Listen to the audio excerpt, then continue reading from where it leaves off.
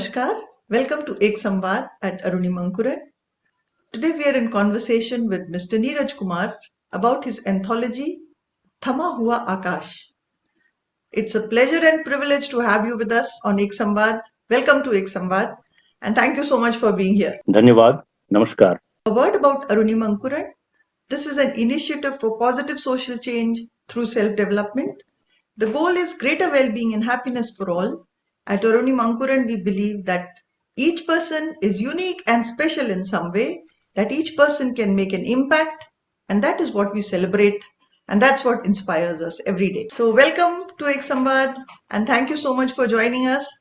आपकी जो नई पुस्तक है थमा हुआ आकाश, उसके लिए बहुत बहुत बधाई. So let me ask you to introduce yourself a little bit so that we get to know the poet behind the poems. Well, I'm a very normal, simple wage earner. I'm a government servant. I'm a 1992 batch of civil servant in the Indian Postal Service. Right now, I'm working as a Postmaster General and I'm posted at Kolkata. It's been about 30 years that I have been in the government service, and it has enriched me with a whole lot of experiences and learnings.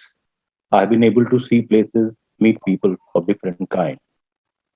So this, in the meantime, I have lived life, and life has given us invaluable lessons. God has revealed Himself in His glory, and we have seen glory and misery both. Well, so this process of writing poetry, which started much before I joined this my service, continued. You know, when you are a young officer, there is excitement and a wish to serve Mother India. So it started like that, a lot of enthusiasm and energy. And in my first book, some of my poetry describes this process of building the energy. When I say, गान नृत्य ढोल सबल कदमों से जय बोल, भक्ति नहीं आस्था नहीं फिर भी जीवन है, जीवन की शक्ति पर है दृढ़ विश्वास. So this was a journey. That poetry was written in 1993. I had just joined, life had just begun. Maybe I was discovering a love of my life also. And then so it then comes down to मैं अंधकार प्रिय स्पंदन तुम, मैं एक पटल निश्चल उस पर चिन्हित रेखाकृति तुम. So in words and in expressions you see some kind of energy. Well, that energy still drives me. Gradually, those poems, about 70 or so, came out in my first book, Pav Pagdandi Thor, in the year 2013. 2013 is a little away from 1993. Well, marriage, my entry into deeper levels of bureaucracy, you can say, experiences, meeting different kinds of people, seeing the society, the world at large, literally also because I managed to travel around for work. So by the time my first book was coming, the poetries were piling up. And so were the different kinds of my interactions and feelings, and then that response that came out in the poetry. That was Pav Pagdandi Thor. After Pav Pagdandi Thor, this is my second book, Thama Hua Akash. And in the meanwhile, in the last 4 or 5 years, you would know that world has seen its worst crisis, as if the entire creation had come to a standstill. Human life was at grave peril. So those things and many other things, you can say moods and minds and various expressions, they have all come out in this second selection of mine. So has Neeraj Kumar always been a poet, or as he grew up he became a poet? And how does the poetry come? Does it come in totality, or is it something that you weave through as you write? Any poet loves this question. And but then all poets attempt this question. I'm not sure they all get it right. I can say, well, I don't know. It happens. But then, as I told you, experiences, interactions, and then moods, events, minds. As I will just give you example. In this book, while there are poems which describe the crisis that the migrant labor faced, Hmm. which I'll just read out one or two for your benefit. Yes, At the please. same time, the struggle with COVID, the struggle by scientists also, and the society in general, all that came out. And then there was an event uh, in Latur, a place in Maharashtra. There was a grave water crisis. People normally associate Latur with that deadly earthquake that devastated the place. Then it rebuilt. After that, a few years ago, there was a grave crisis and the crisis of drinking water. Water had to be carried on train. There is a poetry about that. Then people die of hunger in a place like Delhi. And then 60 children died in some place in a hospital in an extremely unfortunate incident. Now, I can say if you are a poet, if you are a writer, or if you consider yourself even a responsible citizen and a decent human being, the events will definitely move you deeply and you must respond. Now, being a government servant, what is it that you can do?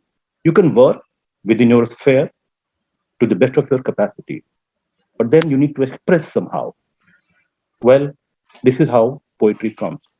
Then, the exposure to Hindi bhasha, my Hindi background, I'm from Bihar and Jharkhand. Initial medium of my education was Hindi. And in civil services, Hindi literature was one of my optionals. So there was some exposure of very good Hindi literature, the best of writers and poets, and I mean, whatever the requirements are for civil services. So that gave me a wonderful exposure to this great literature that we have. I cannot claim to be a scholar of Hindi language and literature. One lifetime is not sufficient, but my lifetime was forever, I will say, changed because of that exposure. So all that does matter. When I sit down to write, the influences will be there. Whether it is the great poet Mukti Bodh, his straightforward language, the rhythm, the cadence, and the images that he uses, metaphors. Munshi Premchand, his straight conversation, down to earth, depending upon the context and background, his language will also move. It will dive and delve, depending upon the content. Then, on the other hand, we have wonderful craftsmen like Agge, Nirala. The excitement of using a Hindi language uh, almost like Bangla language when Rabindranath Tagore was writing. That comes out in Nirala's writing and much more. Nirala was great, and I'm no critic. I don't have qualifications to be a critic of poets, but whatever I understood. So a little bit of Chayavad, whatever I studied, influences. But then you have Nagarjun, people who talk about the, what you can say, life and the various vicissitudes, you can say, poverty, hunger, all those things, the struggle of life. So there are many poets right now who are doing a very straightforward writing. All that does matter and does come out when you sit down to write.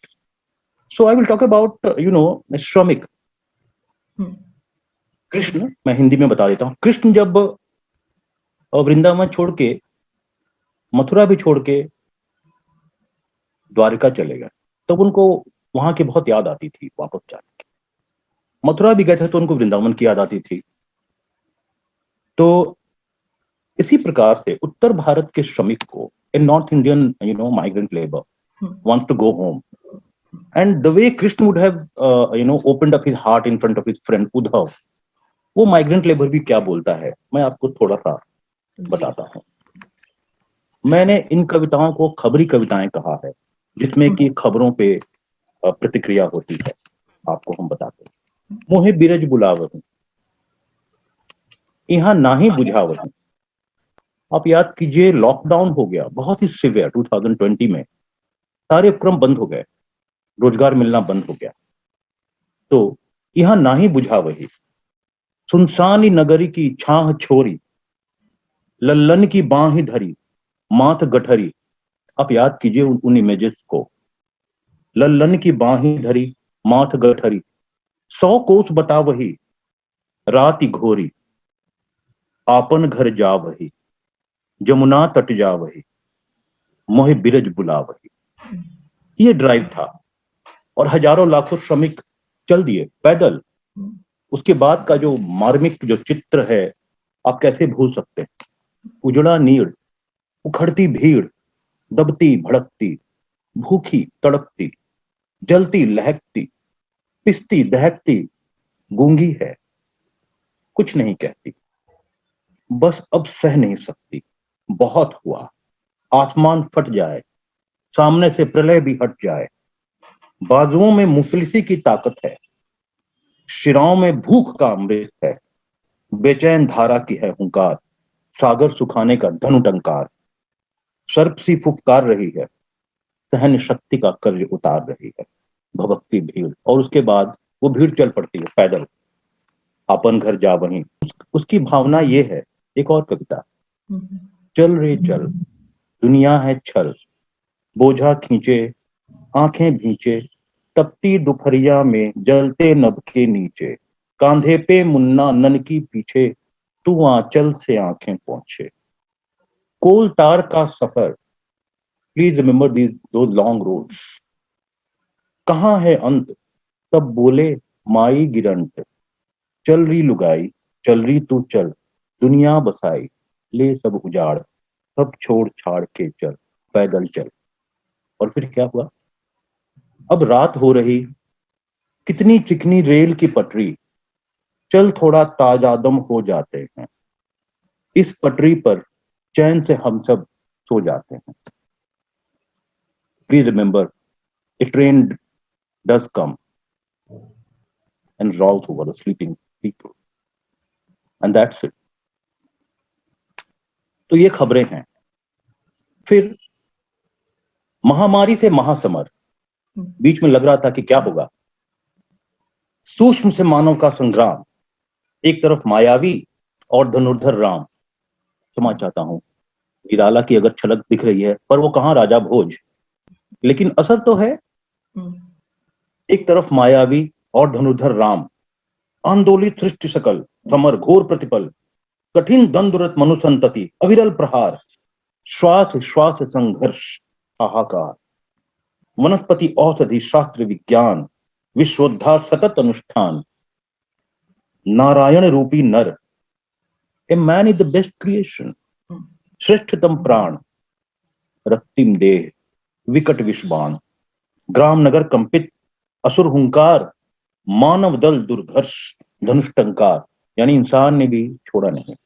व्याकुल पृथ्वी, आर्त पुकार, प्रकट हो हे कल की अवतार, प्रकट हो हे कल की अवतार। तब वैक्सीन नहीं आए थे और हम कभी कुनैन और कभी कुछ कोशिश करते थे। तो ये कोविड के बारे में जो ये संघर्ष है, जो क्राइसिस है, वो ये हुआ। और कभी कभी इतनी निराशा होती थी कि मेरी जो पूरब की भाषा है उसमें एक मन से एक प्रार्थना उठती थी, का हाल भइल हे धरती माई, ईजे आग लागल कैसे बुझाई। आशा है आप समझ रहे होंगे। हाट चौपाल सब एकदम सुनसान बा, मानव प्रजाति आज डर से हैरान बा, बाकी ग्रह चंदा तो गड्ढा पाथर, there is no other planet, एगो तोहार अंगना हम सब का ठौर, अंधियारी रात जैसे दरिया डरावन बा, तू एक सुहावन बा, सृष्टि की नैया, earth is our Noah's ark, और कहाँ जाए गए सब हे धरती मैया।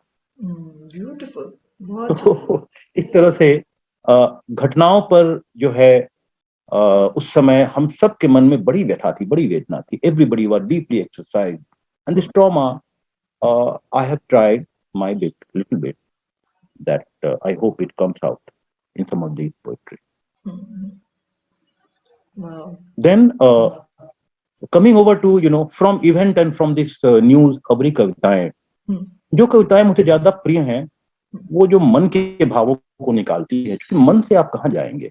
तो कुछ कविताएं हैं जिन्हें हम मुखौटा कविताएं कहते हैं, लेकिन अगर कहें तो these are the closest description of your personality splitting. In fact, interestingly, Muktibodh ने भी चेहरे की आकृति कहीं और उभरने की बात कही थी, जिसको एलिनेशन कहते हैं। लेकिन मैं इन थ्योरीज में नहीं जाऊंगा, मैं तो मन की भावनाओं के बारे में बात करता हूँ। तो हम जो रोल प्ले करते हैं, दूसरों को उनका रोल प्ले करते हुए देखते हैं, हमारे रिस्पॉन्स, हमारे कार्यकलाप का रिस्पॉन्स दूसरे में जो हम देखते हैं, और कोशिश करते हैं कि इन मुखौटों के पीछे जो चेहरा है वो हंस रहा है कि नहीं हंस रहा है। तो 3 हमने मुखौटा कविताएं लिख दी हैं, आपको हम उसकी एक वानगी बताते हैं। मुखौटा उवाच। अब ऐसा समय आ गया है जब चेहरे से मुखौटा अलग होके कुछ कह रहा है। अब ये डोरियन ग्रे है या क्या है, ये क्रिटिक और बड़े बड़े विद्वान सोचेंगे। हमें तो जो मन में आया हमने लिख दिया।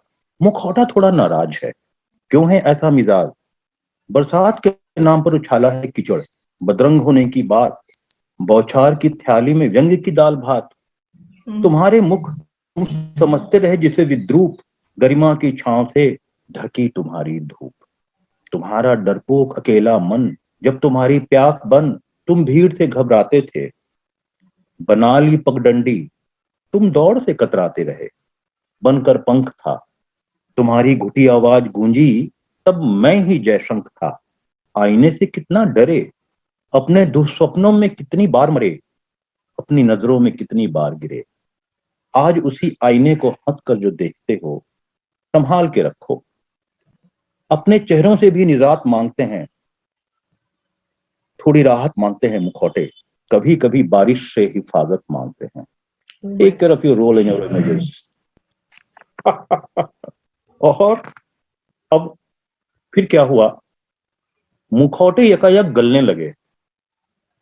फिर क्या हुआ, इल्जामात के खंजर बादलों पर चलने लगे। क्या वजह कि हम चौराहों से मुंह छुपा निकलने लगे। उधर अब ये दुनिया का देखिए क्या होता है, उधर गवाही गवाही को तैयार गीले पत्थर बिला चिंगारी यूं जलने लगे। मोहल्ले पर उठता बारिश का धुआं है, दास्तानों का हमराज इकलौता कुआं है। प्यासों की नीयत पर सवाल जो है, ऊपर से मुखौटों के गलने का मलाल भी है। तो ये विनोद है या कॉमेडी है, ये तो कॉमिक जो डेवलपमेंट हमारे चारों तरफ होते हैं, अपने पे और दुनिया पर हंसिए, और मुखौटों के गलने का ये जो काम है वो आप देखिए। मूड की जो बात करते हैं, कभी कभी मैं आपको उदाहरण दूंगा, मूड के शेड्स होते हैं।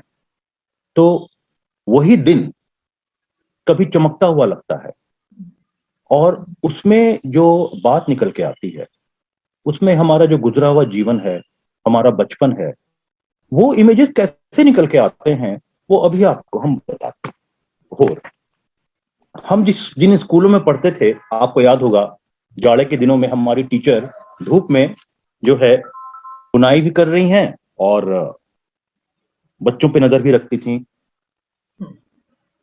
अब ये स्वेटर बुनती हुई हमारी टीचरें जो जाड़े में बैठी हैं धूप में, और ये कविता आपको बताता हूं। भोर का एक शेड, अपनी अपनी बर्फ की चादर ओढ़ के बुनते धूप के धागे, तीखी ढाल सी हवा खड़ी है भोर के पहिए के आगे। अगर आपने दिल्ली की ठंड की सुबह घर से निकलने की हिम्मत की हो, और धूप में ठंड यूं घुली मिली होती है, तब आप समझेंगे अपनी अपनी बर्फ की चादर ओढ़ के बुनते धूप के धागे, तीखी ढाल सी हवा खड़ी है भोर के पहिए के आगे। दिल्ली में, अगर आप दिल्ली में रहे हैं या कहीं भी, आप ये मान लीजिए कोई मंदिर है, मंदिर के आसपास आपको कोई कुछ पीपल के पेड़ हैं। मौसम जब बदलता है तो दिन में जाड़ा जब थोड़ा कम होता है तो पुरानी पत्तियां झड़ के और नई पत्तियां आती हैं। वो तो एक बात है।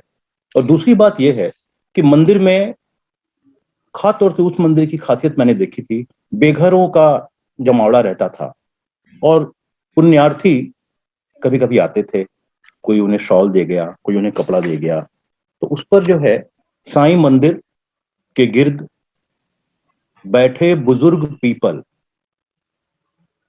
कोई भगत नए पत्तों की चादर भेंट कर गया। ये जो बस ये स्टिल है, ये आप समझिए कि छवि चित्रण है और इमेजेस हैं। ऐसे कई इमेजेस जो हैं वो मुझे बड़ा प्रिय है ये स्टाइल, जिसमें कि हम कुछ दिखता है तो मन के भाव और बाहर का जो दृश्य है वो प्रकट हो जाता है। बहुत ज्यादा जैसे कहते हैं दर्द बढ़ के जब दवा हो जाती है, जीवन आपको किसी मोड़ पे ले आता है। एक स्टिल है, तड़प रही है मछली सूखे पत्थर पर, मछुआरन के आंसू गिरने को तट पर। कभी कभी इंफॉर्मेशन और कॉन्वर्सेशन आसान नहीं होता, तब हम कहते हैं खामोश। अब कुछ भी कहने से मनाही है, सिर्फ इशारों की भीड़ पहुंच जो हुई कागजों तक, दरमियाने फकत स्याही है। अगर आपने खबरों में काम की बात पर स्याही चला के कभी अगर देखा है आपने, और आपका मन प्रफुल्लित है, बहुत सुंदर दिन निकला हुआ है, और आप अंदर से भी आपको अच्छा लगता है, तब आपको लगता है वही दिन धूप है अलकनंदा, आज दिन तीरथ है, दिव्य प्रयाग तटिनी पर दोपहरी भगीरथ है। यानी प्रकृति भी प्रसन्न है, आप भी प्रसन्न है, दोनों का हम कहते हैं फ्रीक्वेंसी मैच हो गया, तब बड़ा अच्छा लगता है। दूसरी कविता में आपको, सफेद थी सुबह रोज का हल्का लिबास था, मेरी नाव को निगलते वक्त चेहरा उदास था,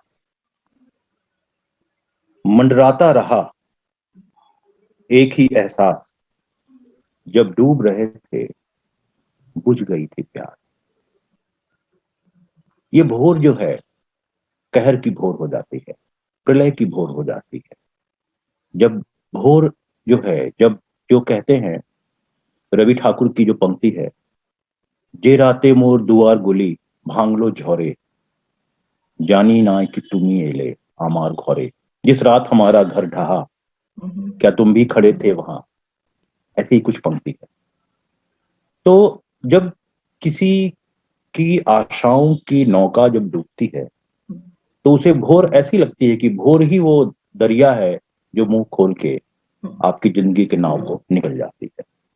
सफेद थी सुबह रोज का हल्का लिबास था, मेरी नाव को निगलते वक्त चेहरा उदास था, मंडराता रहा एक ही एहसास, जब डूब रहे थे शायद बुझ गई थी प्यास। अब ये डूबने वाला ही बताएगा। ब्यूटीफुल।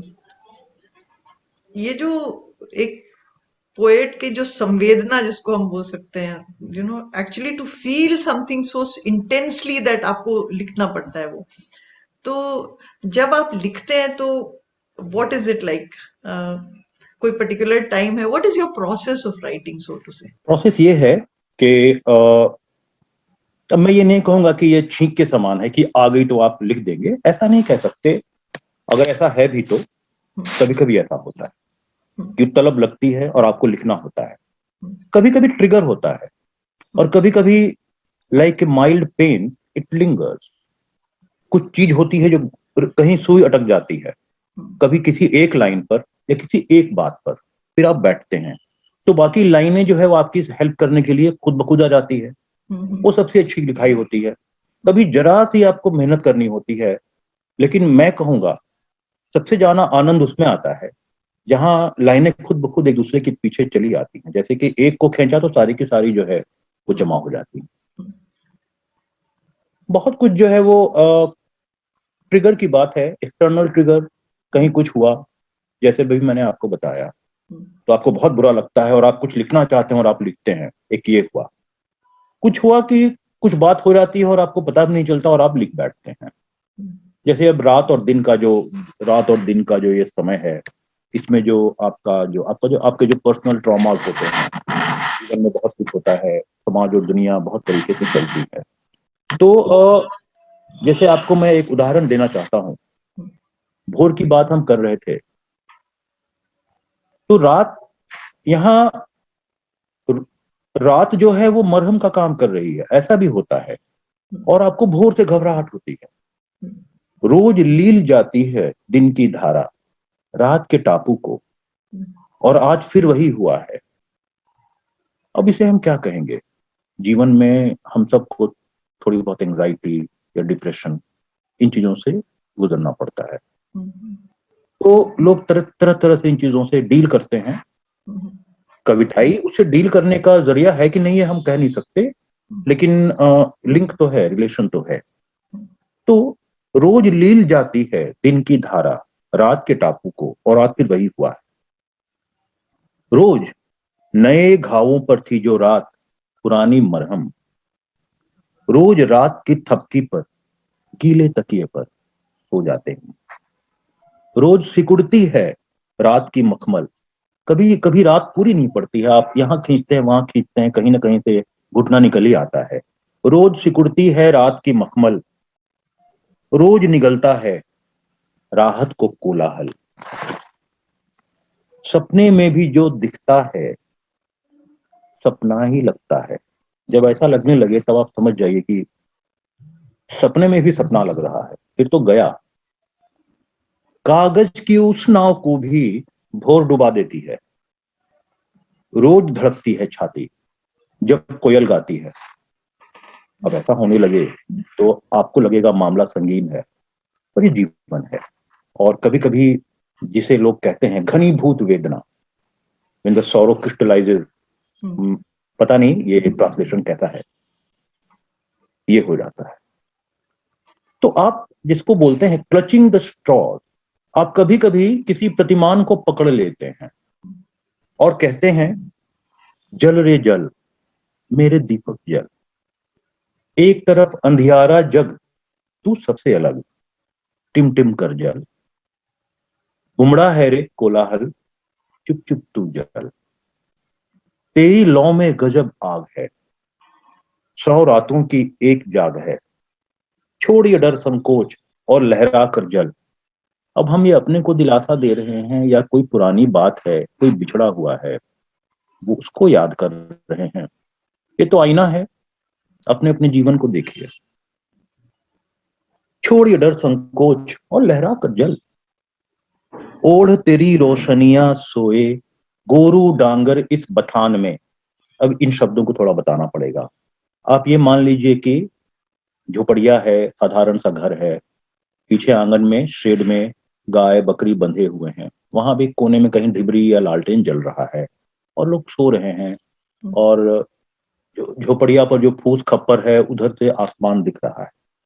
ओढ़ तेरी रोशनियां सोए गोरू डांगर इस बथान में, तू तारों की थाल मोतिया झोपड़िया के आसमान में।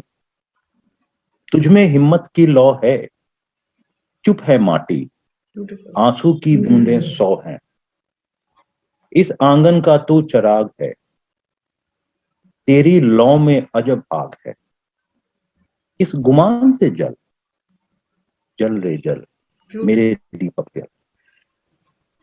तो कवि जो है, मन जो है, कमजोर मन कभी भोर होने से घबराता है, कभी दिए की बाती का सहारा लेता है।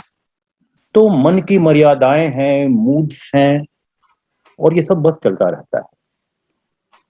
और कविता लिखने में जो बैकग्राउंड है, जो सराउंडिंग्स है, वो भी बहुत मैटर करता है। मैंने कहा I am a very simple common ordinary person, I have come out of ordinary circumstances, come from ordinary circumstances, जिसको बोलते हैं पूरब।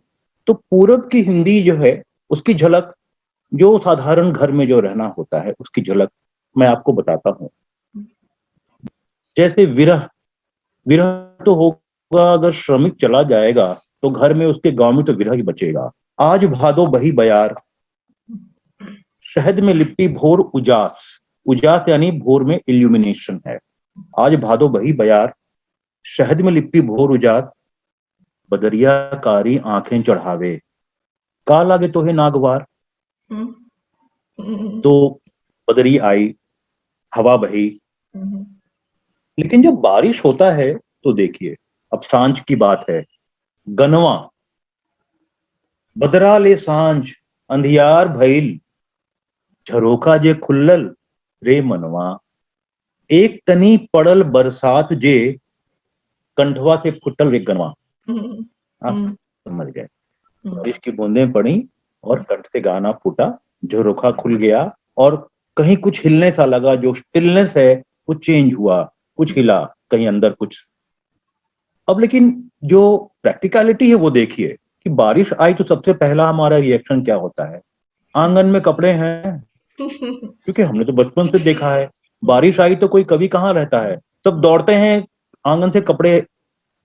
तो सुनिहा है बारिश के छींटा, लाहू है धोतिया आंगनवा से, अरे राम काहे उजरते हैं हमर कंगनवा से। अब अगर कपड़ा लाने के बहाने कोई किसी के कंगन से उलझ रहा है, चाहे अनचाहे, हम तो छोटे थे, हमें तो ये सब कुछ मालूम नहीं था, लेकिन कल्पना से हम इन चीजों को देख सकते हैं कि साधारण घरों के जो इंटीमेट जो डेवलपमेंट्स होते हैं वो भी कभी बहुत इंटरेस्टिंग हो सकते हैं। जैसे कि एक बहू है मेरे मोहल्ले में, सामने में, मैं बताता हूँ, एक भाभी जी आई, ये साधारण एक जो गृहस्थी थी उनकी, वो हमारी क्लास में उनका नाम लिखाया गया, हाई स्कूल में उसका नाम लिखाया गया। वो पढ़ाई भी करती थी, हमें बड़ा कौतूहल लगता था कि शादीशुदा भाभी जी हैं वो हमारे क्लास में पढ़ने आती। रंग चंपई मार्खिन की धोती रंगाई, मार्खिन का कपड़ा पहले आता था, धोती रंगाई, पहले सफेद कपड़े लेके हल्दी में रंग के पीली धोती बन जाती थी। चंपई हथेलियों से पसारती भौजाई, मेहंदी के ऊपर चढ़ गई जल्दी, रोज रोज की पीसी हरदिया, ऊपर से चंपई चढ़ा के बढ़ी दरदिया। अब ये मान लीजिए कि भैया जी गए हुए हैं परदेश, कैसे ये सब कहें बताएं, कांद रही ननमुनिया, ननमुनिया भी आ गई हैं, वो रो भी रही हैं, कांद रही ननमुनिया, और चाहिए मूढ़ी लाई। अब ये चीजें जो है वो रीजनल क्विजीन है और आप जानते हैं, मूढ़ी लाई, लाई लड्डू होता है, लड्डू को लाई कहते हैं, और मूढ़ी जो पफ्ड राइस होता है वो। और चाहिए मूढ़ी लाई, थरिया ले अलमुनिया, एल्युमिनियम का प्लेट लेके छोटी ननकी, वो तो और अलग रो रही है।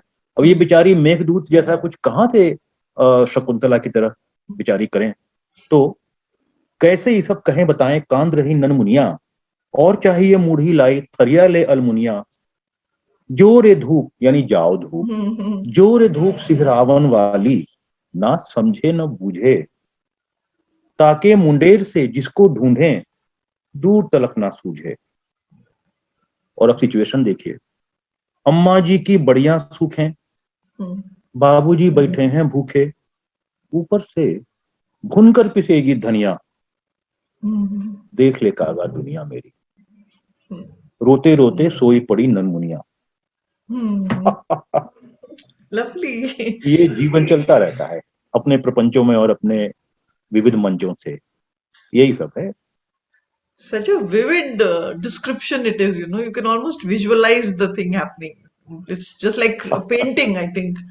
That's beautiful. बहुत बहुत ही बढ़िया, बहुत सुंदर। तो one question in my mind is कि आपकी जो बुक है उसका नाम है थमा हुआ आकाश। So tell us about the title and where it came from. दो बातें हैं, एक तो ये है कि थमा हुआ आकाश एक कविता का नाम है, एक है कविता जो थमा हुआ आकाश है, और ये भी जो है वो कोविड के दिनों की ही बात है, जब आपको याद होगा जब लॉकडाउन जब अपने चरम पर था, लोगों का आना जाना पूरी दुनिया में बंद हो गया था, तो फिर गजब की बातें होने लगी कि ग्लोबल वार्मिंग कम हो गया, पिघले हुए ग्लेशियर जमने लगे, प्रदूषण के स्तर थमने लगे, और पशु पक्षी जो हैं वो सड़कों पर विचरण कर रहे थे, और फिर लोग ये कहने लगे कि कितने अच्छे, कितना अच्छा है, सृष्टि के लिए कितना बढ़िया हो रहा है। इस पर प्रतिक्रिया करते हुए हमने कुछ उसमें एक कविता लिखी है, उसका नाम लिखा है थमा हुआ आकाश। और एक और बहुत आनंद की बात यह है कि मेरी पत्नी डॉक्टर शिखा माथुर कुमार, जो मेरी कुलीग भी हैं, भारत सरकार में सिविल सर्वेंट हैं, वो भी मेरी बैचमेट हैं, बहुत विद्वान हैं और बहुत अच्छी पेंटर हैं। उनकी एक बहुत खूबसूरत पेंटिंग उन्होंने मुझे दे दी, जिसमें बहुत सुंदर नीला आकाश भी था, तो बुक के कवर में उसका हमने इस्तेमाल किया, और थमा हुआ आकाश जो टाइटल है एक तरह से, इस पर हमने डिसाइड किया। तो क्या कहें इसको, जो लोग हैं विद्वान हैं इसका तरह तरह से मतलब ही निकालेंगे। अपने मन में थोड़ा सा आकाश, थोड़ी सी मिट्टी, कुछ छवि तो हम लेके रहते हैं। तो स्मृति, जो हमारी पुरानी स्मृतियां हैं, वो हम अपने सीने से लगाए घूमते रहते हैं। तो शायद अर्थ लगाने के लिए आप अर्थ लगा सकते हैं, लेकिन कारण थोड़ा साधारण सा ही है जो मैंने बताया। ब्यूटीफुल, थमा हुआ आकाश। वाह।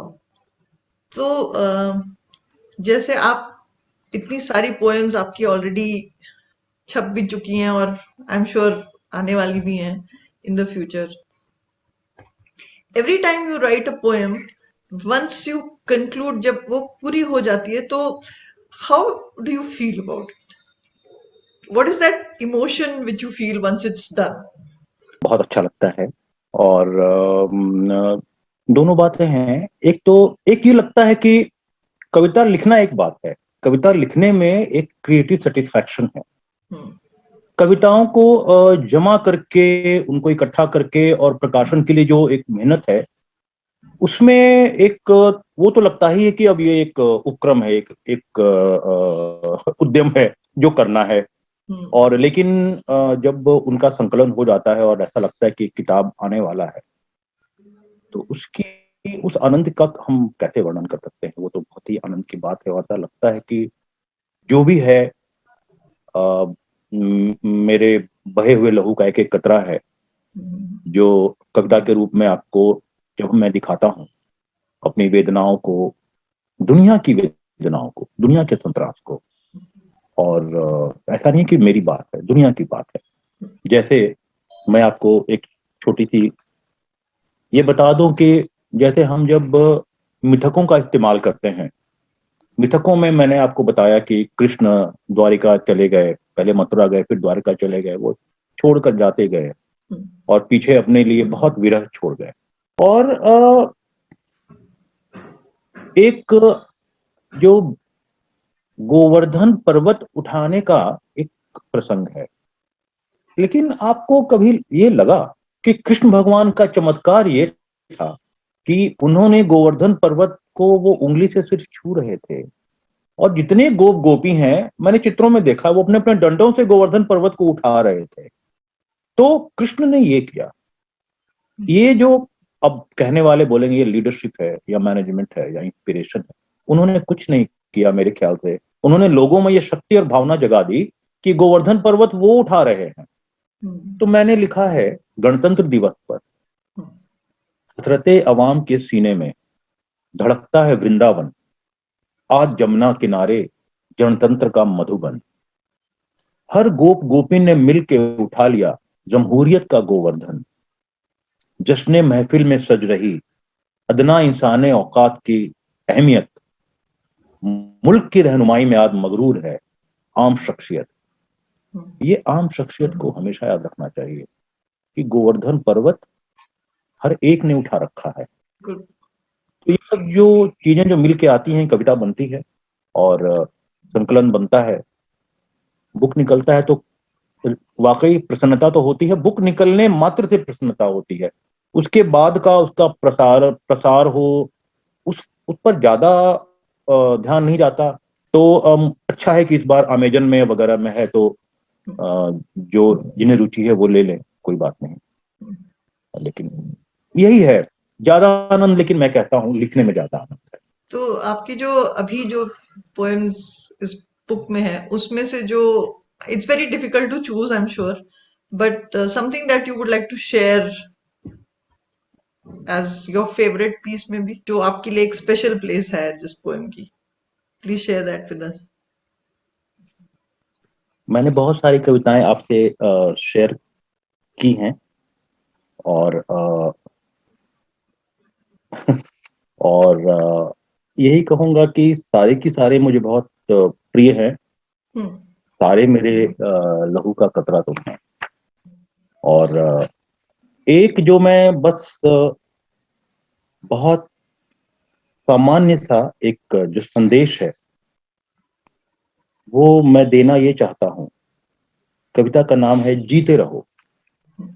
कोई बात नहीं, दुनिया तो ऐसी ही है, कितना कुछ तुम्हारे भीतर घुमड़ता है, तुम अपना मखौल उड़ता देख बस हंस देते हो।